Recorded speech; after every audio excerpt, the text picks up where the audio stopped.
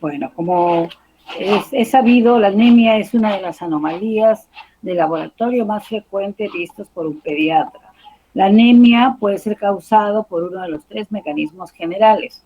Uno es la disminución de la producción de los glóbulos rojos, otro es el aumento de la pérdida de glóbulos rojos y una tercera es la destrucción prematura o hemólisis de los glóbulos rojos. Las características generales que se produce una destrucción acelerada de los hematíes, la hemólisis, al término nos dará una anemia hemolítica que es agrupada en un conjunto de trastornos en los que cursa con la disminución de su supervivencia o su vida media, que es mayor a es un promedio de 120 días.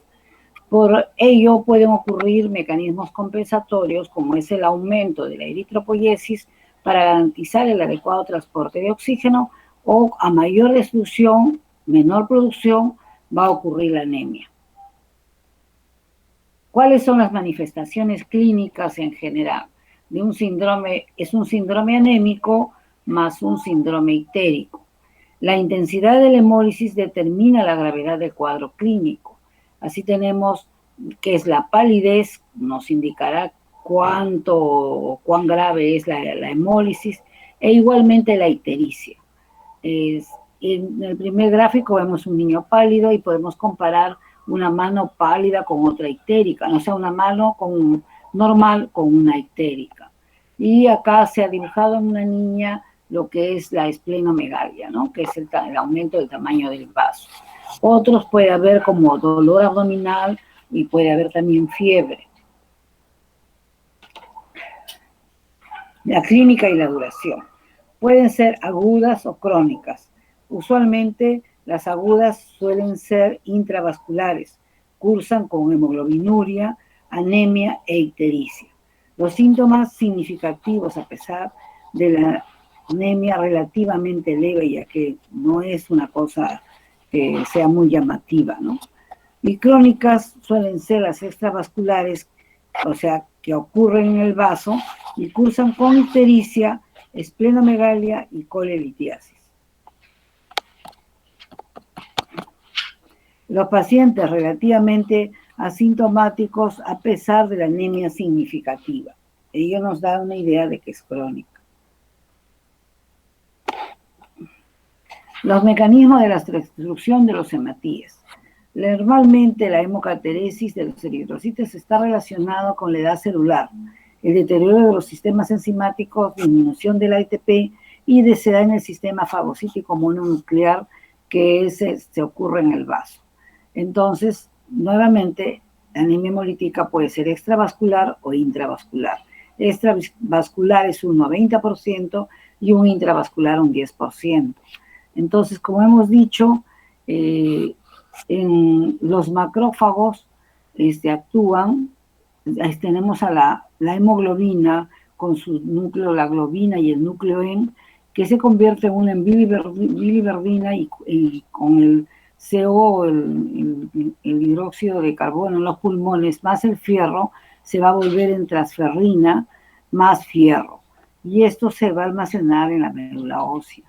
Entonces, la biliverdina se transforma en bilirrubina y con la albúmina plasmática se convierte en una molécula no conjugada, ¿no?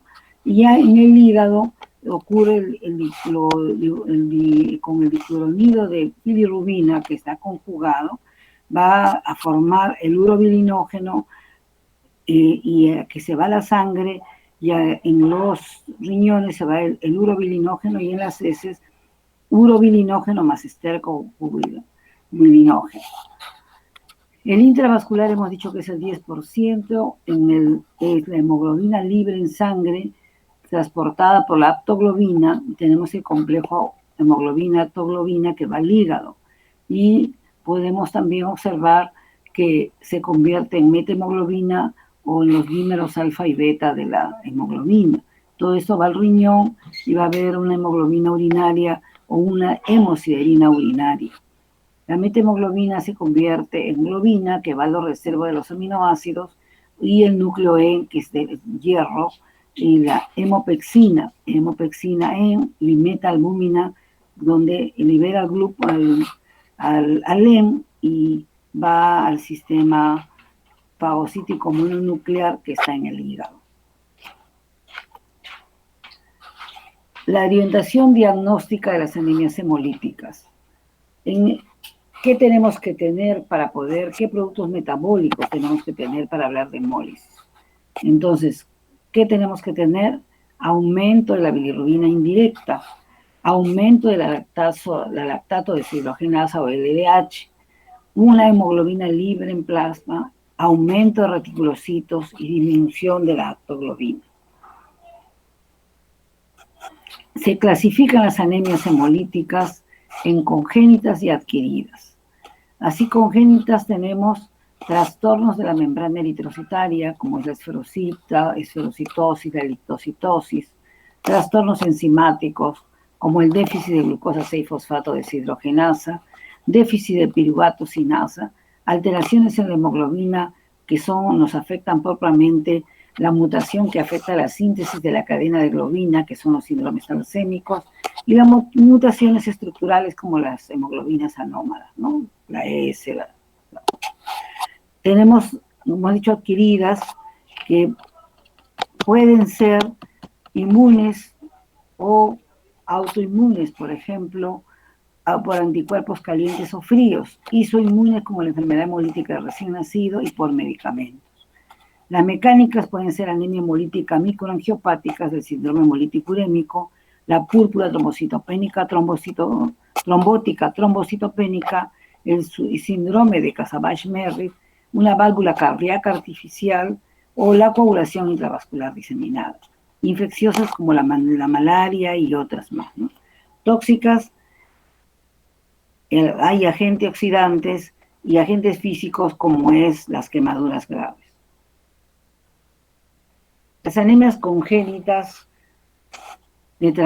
tenemos, como habíamos conversado, trastornos de la membrana del eritrocitos. Así tenemos la esferocitosis y la eritocitosis. Cuando ocurre una hemólisis por defecto de membrana eritrocitaria, la membrana del hematíe es la responsable de las propiedades mecánicas y de la mayoría de las funciones biológicas de la célula. Las proteínas mantienen los lípidos en la membrana del hematíe y facilitan la adaptación de la morfología del hematíe en las diferentes zonas de microcirculación.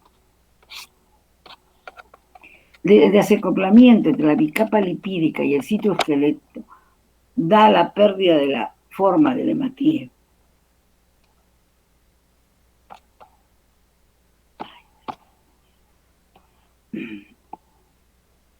Bueno, entonces tenemos que observar que hay interacciones verticales e interacciones horizontales.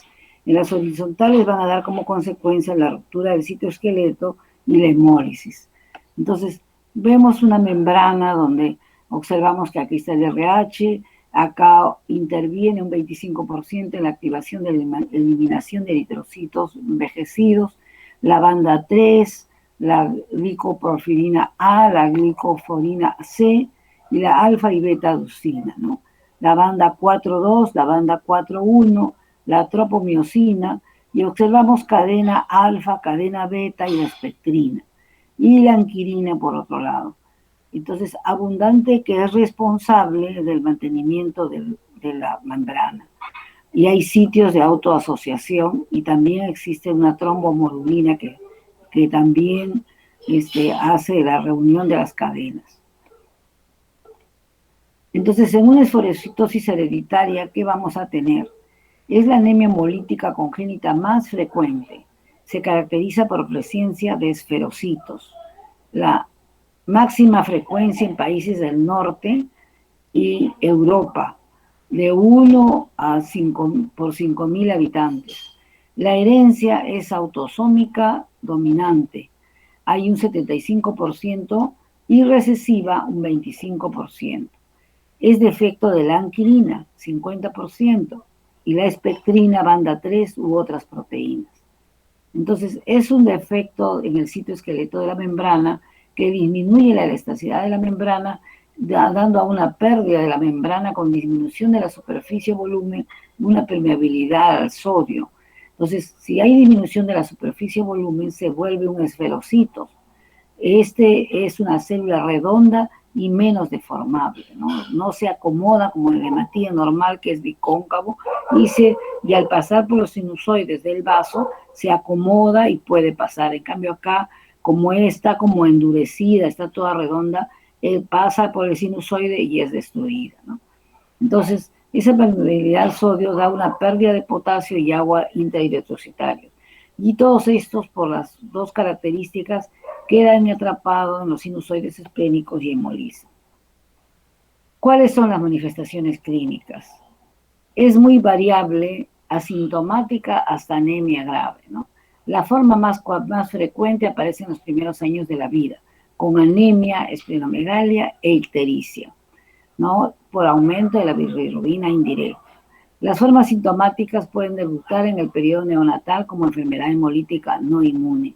Puede haber colelitiasis, alteraciones en el desarrollo del cráneo, úlceras maleolares. Puede complicarse con crisis hemolíticas o aplásicas desencadenadas por infecciones virales.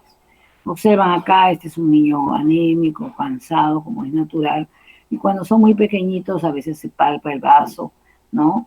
Y la ictericia, que es característico de estos pacientes, ¿no? Por la anemia hemolítica que tienen desde la infancia. El diagnóstico, la analítica del paciente, ¿no? Suele oscilar entre 6 y 10 de hemoglobina. El hemograma, el volumen corpuscular puede ser normal, pero la concentración media está aumentada, por eso se ven los esferocitos de color oscuro, ¿no? Este es un glóbulo rojo normal y estos son los esferocitos. En el frotis sanguíneo se aprecian esferocitos. La bilirrubina indirecta siempre va a estar aumentada. Acá, ¿cuál es el diagnóstico? Mediante la prueba de la fragilidad osmótica, que está aumentada. Consiste en colocar los hematíes del paciente en un medio hiposmolar y observar cómo se produce la hemólisis por la alteración de la permeabilidad de la membrana del hematíe. Existe otra, que es la electroforesis en gel de poliacrilamida, el PAGE, que permite determinar la presencia o ausencia de proteínas de membrana del glóbulo rojo. ¿Cuál es el tratamiento? El tratamiento es la esplenectomía en las formas moderadas y graves. Elimina la anemia y la amenaza de las crisis aplásicas, reduce la tasa de reticulocitos y previene los cálculos biliares. Se realiza en niños de mayor de 3 años. Si es posible conservarlos entre los 5 y 9 años, que los niños ya han adquirido más defensas, ¿no? Antes de la cirugía hay que administrar vacunas frente a gérmenes encapsulados. Es decir, neumococo, el meningococo, el hemófilos, ¿no? Que bueno, también es variable porque cada año mutan, ¿no? Después de la cirugía siempre hay que hacer profilaxis con penicilina hasta la edad adulta. Y los riesgos y complicaciones de la esplenectomía, que puede haber una infección grave, hay una tendencia a la enfermedad tromboembólica por la trombocitosis y otros factores, porque al dejar de pasar los hematíes, la médula sigue funcionando y el vaso ya no va a capturar las células viejas, por ejemplo, tampoco va a capturar plaquetas, ¿no? Entonces, a veces las plaquetas, como la médula está hiperactiva, con los años produce trombocitosis, ¿no? El ácido fólico también es el tratamiento que se da en hemólisis moderadas a severas de 1 miligramo por día. Y algunas veces es necesaria una transfusión sanguínea. Ahora hablaremos de la eritrocitosis hereditaria, ¿no? Otro defecto de la membrana. Su característica es la presencia de eritrocitos ovalados o elípticos, hallazgo que hasta la fecha el principal criterio es diagnóstico.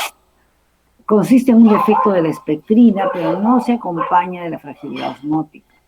En la mayoría de los casos casi es asintomático, ¿no?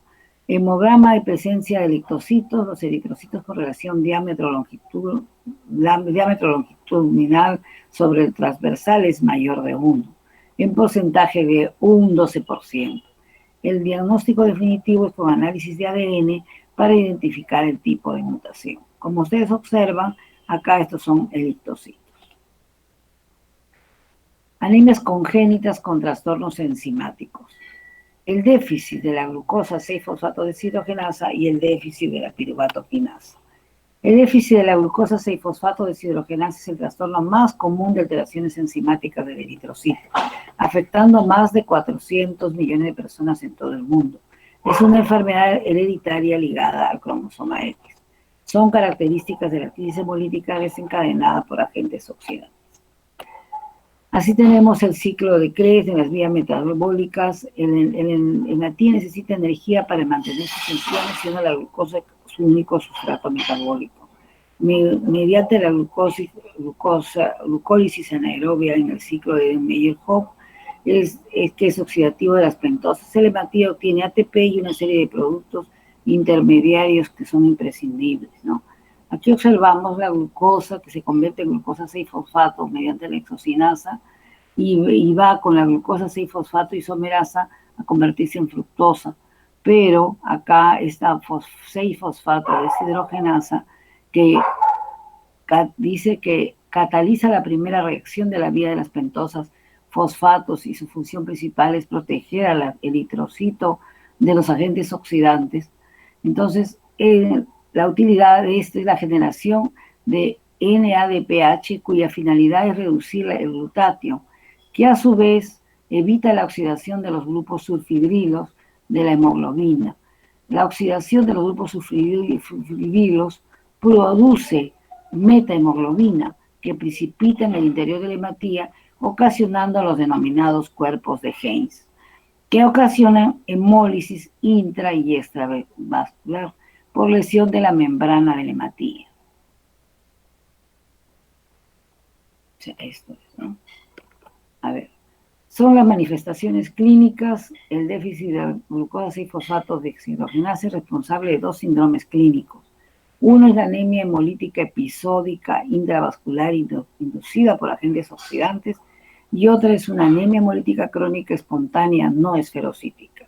Los síntomas aparecen 1 o 2 días después de haber ingerido las sustancias oxidantes: aspirina, sulfamidas, primaquina, vitamina K, habas frescas, etc., o de iniciarse una infección vírica o bacteriana.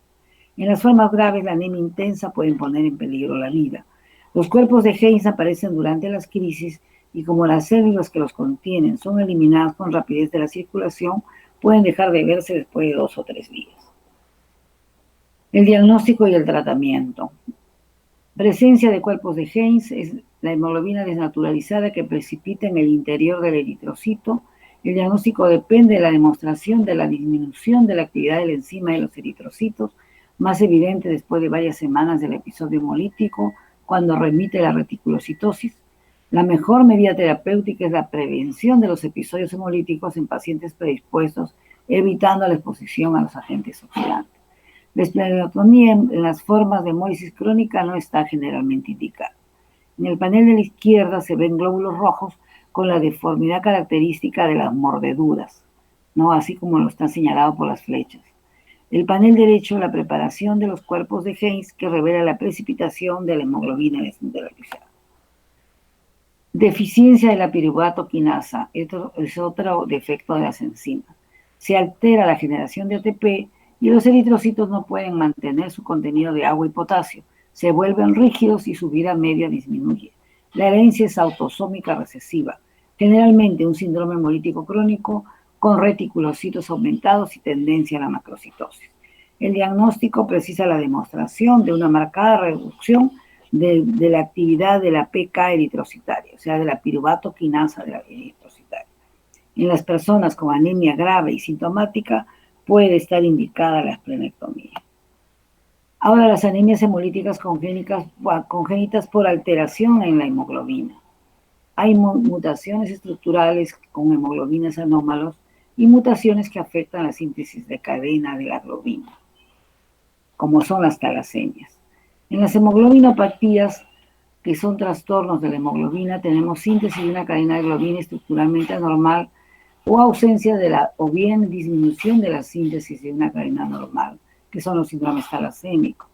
Y en las hemoglobinopatías estructurales, cuando hay una síntesis estructuralmente anormal, y tenemos la hemoglobina S o anemia drepanocítica. Entonces, la estructura de la hemoglobina pues, está por el grupo M y la globina formado por hierro y la globina por 4 cadenas polipépticas. En el adulto existe normalmente un 97% de hemoglobina 1, que está la alfa y beta 2, ¿no? El 2% de hemoglobina 2, también igualmente alfa y beta 2. Y el 1% de hemoglobina fetal, igualmente cadenas alfa y 2, ¿no? En los síndromes talasémicos vemos que hay el glóbulo rojo que está aquí y la cadena beta con la cadena alfa. Hay una forma elíptica de la molécula del polipéptido con el grupo N, la cadena beta y el hierro. Y hemos dicho que hay una ausencia o disminución de la síntesis de una cadena normal.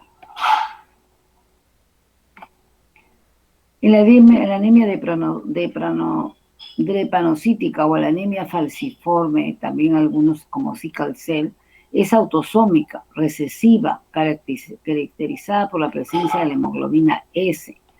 Es la hemoglobina S en el hematíe. Se debe a la sustitución del ácido glutámico por valina en posición 6 de la cadena beta. Se caracteriza por polimerizarse con la desoxigenación, lo que altera su solubilidad y distorsiona al hematíe, que se hace rígido adoptando la forma de oso, o sea, falciformación, lo que impide su circulación en la red microvascular, provocando vasoclusión y favorece su destrucción, que nos da la anemia hemolítica. Esta es la estructura de una hemoglobina falciforme, ¿no? La valina, como hemos dicho, está sustituido por el ácido glutámico en la posición 6. Y aquí vemos un glóbulo rojo normal y esta es una transformación hasta convertirse en un hematíe falciforme. Las manifestaciones clínicas, los pacientes se hacen sintomáticos a partir de los 4 a 6 meses cuando disminuyen los niveles de hemoglobina F fetal. Clínicamente se caracteriza por un estado de anemia hemolítica crónica con tasas de hemoglobina entre 6 y 9 gramos por dilución. Hay diversos tipos de crisis. Hay crisis dolorosas, vasoclusivas, las más frecuentes, crisis aplásticas por infección por parvovirus, crisis hemolíticas, aumento de la susceptibilidad para infecciones por hipoesplenismo funcionante, por hiperhemólisis e infartos de vaso. Crisis oclusiva. El síndrome torácico agudo, hay infartos pulmonares, neumonías, osteoarticular como dactilitis en menores de 1 año, infarto cerebral, dolor abdominal intenso, secuestro en vaso o hígado y a veces un colapso circulatorio. Aquí observamos una condición normal del vaso sanguíneo con glóbulos rojos normales. En una anemia drepanocítica observamos los hematíes en forma de hoz y que están todavía circulando, pero cuando tenemos un episodio drepanocítico agudo, vemos que se ocluye el vaso porque entre ellos se atropellan y hacen como un trombo. El diagnóstico, clínica típica y laboratorio. La anemia normocítica o ligeramente macrocítica, la hemoglobina va entre 6 y 9, los reticulocitos están del 5 al 15%, y en electroforesis de hemoglobina hay una banda normal correspondiente a la hemoglobina S, en un 75%, mayor hemoglobina fetal del 2 al 20% y una 2 del 2 al 4%. Y en el frotis falciformismo, como vemos, como oso, como son los falciformes, ¿no? Se ve de esta manera en un frotis periférico. El tratamiento es dar folatos, 1 miligramo a 5 miligramos por día. Las transfusiones sanguíneas solo cuando son necesarias. Hay hidratación adecuada porque cuando existe deshidratación va a haber una viscosidad sanguínea y por consiguiente va a ocurrir una oclusión de los vasos porque son muy duros estos hematíes de forma alargada, ¿no? Los analgésicos, de acuerdo a la intensidad del dolor, hemos visto en emergencia tener que usar morfina porque el dolor es insoportable. Hay agentes antidrepanocíticos como la hidroxiuria, que aumenta la hemoglobina fetal y disminuye las crisis vasoclusivas. También se dan en estos pacientes trasplantes de médula ósea que se reserva para los casos de mal pronóstico. En las infecciones, evitar las situaciones que desencadenen las crisis oclusivas, infecciones, la exposición al frío, la hipovolemia, la hipoxemia también, ¿no? Porque les ocurre que tampoco pueden subir a altura porque se desencadena crisis hemolítica. Y por supuesto hay que tenerlos vacunados contra el neumococo, contra el hemófilus, todo, porque todas esas cosas hay que evitar que se infecten. Ahora tenemos el grupo de las talasemias. Es un grupo de enfermedades genéticas de herencia autosómica recesiva. Se caracterizan por una reducción de la síntesis de uno de los dos tipos de cadenas globínicas, creando un desequilibrio entre ambas que condiciona la disminución de la vida media de la hematía. Las más frecuentes son la alfa y beta talasemia. La beta talasemia es la forma más frecuente, falta la síntesis de la cadena beta de la globina, se clasifican en talasemia mayor, talasemia intermedia y la menor. Así tenemos la síntesis de la cadena beta, hay un acúmulo de la cadena alfa, se forman precipitados y hemólisis, ¿no? En el sistema retículo endotelial hay hepatomegalia, esplenomegalia, la médula ósea es hiperplásica y da alteraciones óseas. La talasemia mayor o anemia de Cooley y homocigota, ausencia de la síntesis de cadena beta y por lo tanto descenso severo de la hemoglobina 1 con aumento de la síntesis de cadenas alfa, hemoglobina 2 y hemoglobina fetal, aparece a lo largo de los primeros meses de la vida. En hemoglobina cambio de gamma beta. Anemia intensa, grave y crónica que provoca reacciones compensadoras del organismo. La hiperplasia del tejido hematopoyético es una de ellas.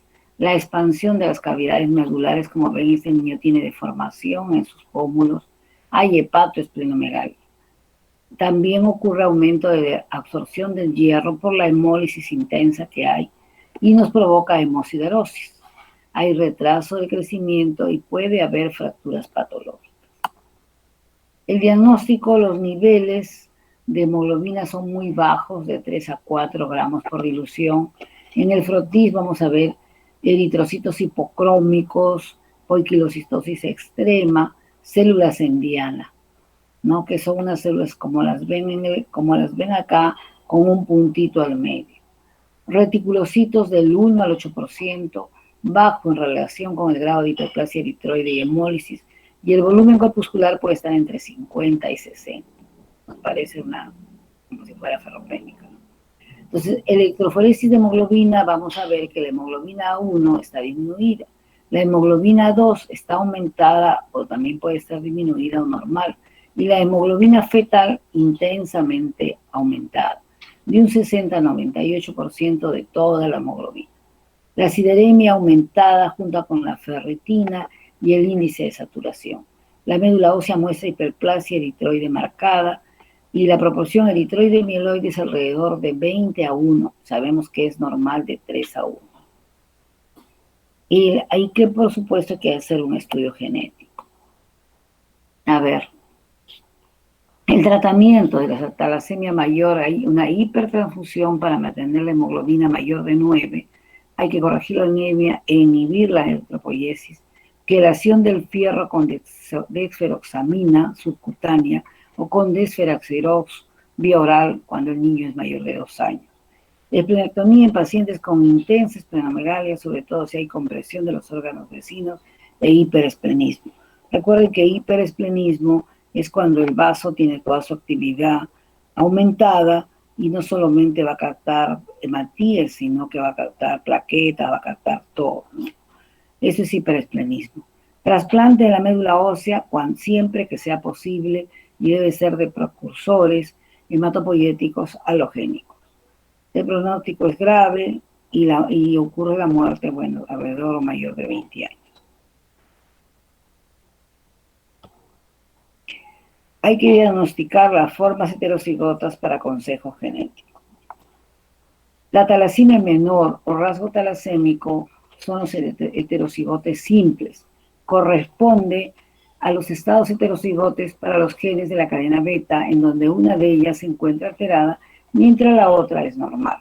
La pseudopoliglobulia microcítica o hipercrómica, donde los hematíes están entre 5 y 6 millones y la hemoglobina está entre 9 y 11, el volumen corpuscular entre 64 y 72 y el índice de Mestre va entre el volumen corpuscular sobre hematíes en millones menos de 12. Se confunde con anemia ferropénica. Clínicamente es asintomática y el aumento de la hemoglobina A12 va entre 3 a 5, 3.5 a 8%. Normal o discretamente elevada la hemoglobina fetal, que es de 1 a 5%. Y ya medita un estudio familiar. Bueno, esta es la presentación de anemias hemolíticas. Quisiera saber si alguno de ustedes quiere hacer preguntas o no sé qué hacemos hasta... ¿Me están escuchando? Sí, doctora. Sí, doctora. Ya, hacemos preguntas, hacen preguntas ustedes, o está todo claro. Disculpen más bien que la hora está un poquito avanzada, deben estar todos cansados. A ver, ha quedado todo claro los tipos de anemias que son por membrana, que son por enzimas y que son por alteración de la propia de la hemoglobina, de la hemoglobina, ¿no? ¿Está todo claro? A ver, pasaremos lista y a ver, vamos a ver cómo conversamos, ¿ya? A ver, yo lo tenía a ustedes acá. ¿Alguna pregunta?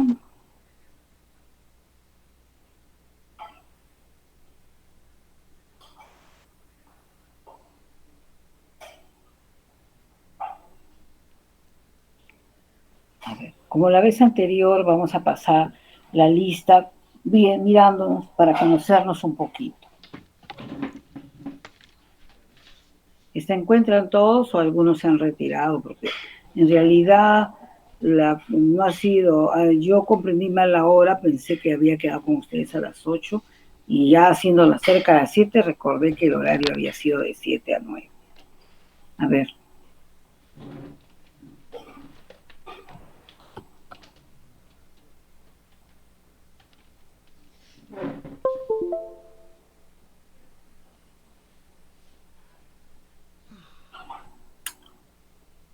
Doctora Marjorie, ¿podrá usted iniciar la lista o...? Sí, doctora, no hay problema. Ver usted o yo como guste y quisiera verlo a sus compañeros.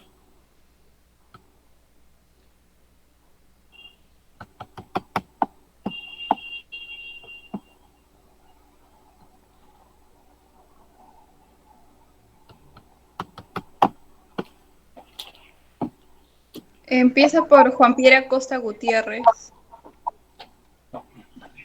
Sí, presente.